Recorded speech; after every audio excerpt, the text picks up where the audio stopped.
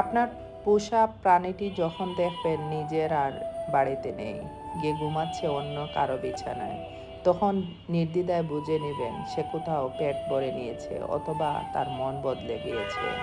যে প্রাণীটি একসময় আপনার সিঁড়িতে বসে থাকতো, আপনার পায়ের শব্দ শুনলেই লাফ দিয়ে উঠত, সে এখন নিঃশব্দে ঘুমিয়ে পড়ে অন্য কারো ধূসকে। এই বদলটা আসলে হঠাৎ করে আসে না, ধীরে ধীরে আসে। প্রথমে তার খাবারে, তারপর আদরে, তারপর আপনার প্রতি মনোযোগে। ঠিক যেমন কিছু মানুষ প্রেম, সম্পর্ক বা বন্ধুত্বে থাকা অবস্থায় অন্য কারো ভালোবাসায় অভ্যস্ত হয়ে যায়।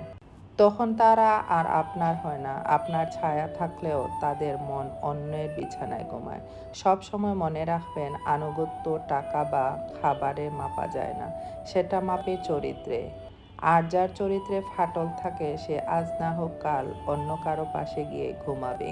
তবে হ্যাঁ, এটাই ভালো, এরা চলে গেলে কষ্ট হয় ঠিকই, কিন্তু হৃদয়ের বোঝাটা কমে যায় অনেকটাই।